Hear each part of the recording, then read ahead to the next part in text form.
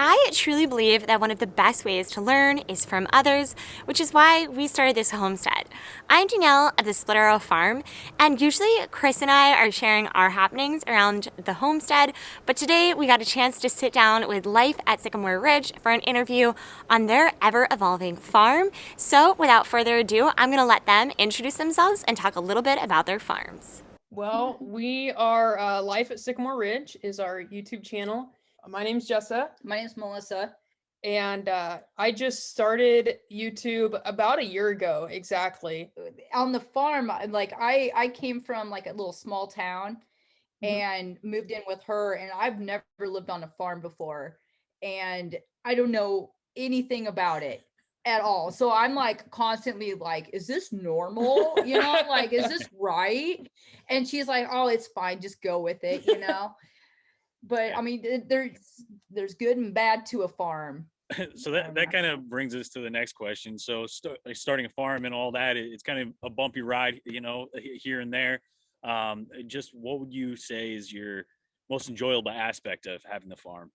Quiet. Yeah, the quiet. Just even if we didn't have the critters and everything, just being rural to me, I think is the most important. Like I've always had dogs, I lived in town, a very small town, but I had rabbits, but to me the quiet I think is just the easiest thing and the most enjoyable. Where did you guys start on the farm then? Like, what was your beginning point, and then where have you come since then? I bought this property back in like 2015, I think, with my ex-husband, and it was my farm from the get-go, and he was just along for the ride. But I've grown up. My mom lives on a 3-acre property, and so I've just always kind of been around it. But this home was a foreclosure, so it's been remodeled and all that, and like this was super overgrown, and I keep meaning to try to find.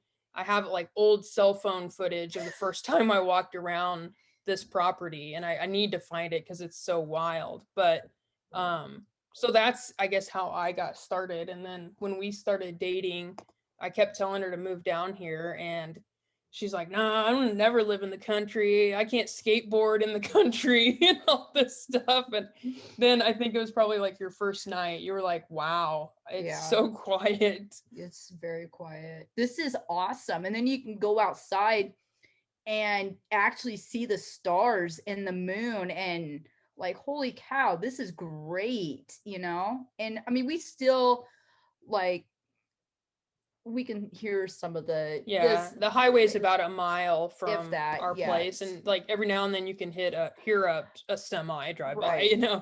But for the most part, I mean, it's really quiet out here. And uh we what was it, last year? uh we lost electricity, Yeah. and it was awesome because like you can just talk to your local farmer, and be like, hey, we were incubating eggs for our chickens, and so we are like, we need a generator. And it was like two farmers got together and was like, we're gonna help these girls out, like, that's awesome. Like, I couldn't get that in my town. I'd be like in the dark for like days or whatever, like nobody helps anybody out in the city at all. So if you were to give a tip to somebody starting off from scratch, knowing what you know now after your trials and tribulations, what would you say? I and this is like a do as I say and not as I do, but get your infrastructure figured out. I mean, it's the animals are the most fun, right? So I don't know how many times I've brought an animal home and went, I don't know where I'm gonna put this, Yep. and so I'm finally getting like fence put up and everything, but it's like talk about the cart in front of the horses. Like that would be my biggest piece of advice is just try to get some sort of infrastructure under control. Yeah, we lost this. I don't know what you guys' winter was like, but this past winter for us was horrible. Like, we were going outside and we would have frozen critters, Yeah. and it was like an everyday thing that the temperatures got so cold that even in shelter, we lost a whole bunch. Yeah, because we And- didn't have like as much Yes, insulation. You know, we do like deep litter, like I throw the hay and it's a straw, I should say, in there, and Yeah. it just wasn't It wasn't enough. enough. You know, we have coops, but we just weren't prepared for that kind of cold. Not like Texas level unprepared, but Yeah. you know, and even it was one of those where I hoped for the best, but I didn't prepare for the worst. You know, so that yeah, that's definitely our advice. What are your goals for this year? Um, you know, I guess like everybody says is be more organized, but one of the things that we are doing new this year is she's putting in a cut flower garden. Yep. And which is going to be a slow process, but last year we talked about it. She really wanted a flower garden, and my thoughts were always like, well, you can't eat flowers, like why would I Yeah. want those? And then I, you know, started watching some other channels and caught a video or something about a cut flower garden. So I was like, hey, like you still want to do that flower garden, you know? And then the other thing is just utilizing our bounty a little better. And she got me pretty disciplined last year about like, you're picking all this stuff, but it's like it's kind of going to waste. You know, you're not using it all. Yeah. And so reducing our food waste and really utilizing it. And Right. I've made a lot more farm contacts this year. We've got a little group of small farmers in our area that we met last year, and that group is just building all the time. So Mhm. helping each other out. We've already planned like a rabbit butchering party, which you know that doesn't sound like fun to most people, but all of I would us love that. have rabbits. Yeah. You know, all of us have rabbits, and some people don't know how to butcher them, or you know, so it's like let's all just get together and get it done at once, that sort of Right. thing. So Right. just continuing to build community in our area, and the cut flower garden are probably new. Mm-hmm. Maybe tearing down some like barns and stuff, you know, Yeah. kind of like tearing down a barn that's like falling apart and then kind of making one bigger and better, you know. And it's just it's going to be a slow process, but I think everybody has that barn that just needs to come down and you just don't want to do it. You just Yeah. keep putting it off. Yeah, so we have a few of those. And then I'm getting bees on Sunday, so Yeah. that's new. Yep. That's really exciting. I want to get bees. Yeah. Let's get That's them. been a long time coming. My Mhm. dad bought me like a beginner bee set probably like 10 years ago, and I'm just now finally getting my bees. I have a spot and everything, so Yeah. I love We that. wouldn't mind having like some pigs or a cow. Like you slow your roll. I know those are like future. She's trying to get me to She's like. talking about this year. Oh, This year. Well, who knows? I might be going out and getting a pig. You don't even know okay. it. Great. Okay, so we're going to go into some rapid fire questions now. So we're going to do a bunch of different questions. Hardest part of starting your farm? Winter chores. Yeah. Death. Yeah, especially this last winter. I'd say winter chores. It's hard to get motivated to go outside. And death of an animal.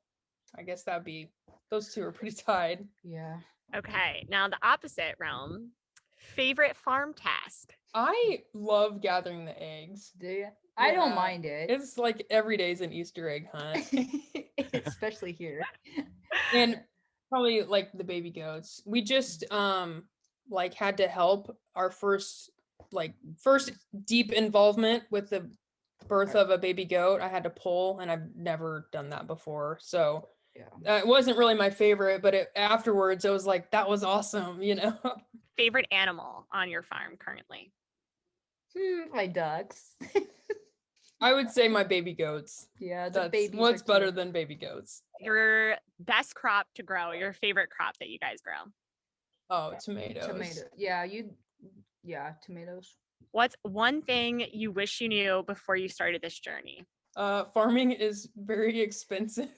It is. You know, I had these like big dreams of like, oh, I'm gonna make all this money on my farm. I'm gonna do this, and it's like, you know, I'm over 5 years in, and I'm just now starting to maybe make a little bit of money, you know, and that's just money towards feed. That's not even pure profit, you know.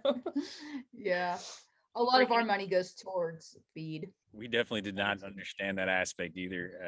Entering into this, how much of a cost it is really upfront before you could even make a dollar. Yeah. Yeah. Do you guys do Yeah. anything to like, what are you doing for ways to make profit on your farm? Right now, like this is our first year in kidding goats, so we're selling our goats. Yep. I sell a few rabbits here and there.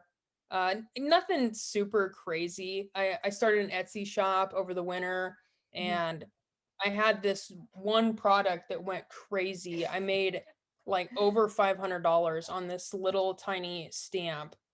Like Nice. I could Woo! barely keep up That's with good. orders. I don't know. Yeah. I must have hit the algorithm just right. I hope that you guys enjoyed this interview. I know that I really enjoyed talking to these ladies, and I will leave links down below of everything that we talked about, as well as all their links so you guys can follow them as well. And I'll see you guys again next time. Bye.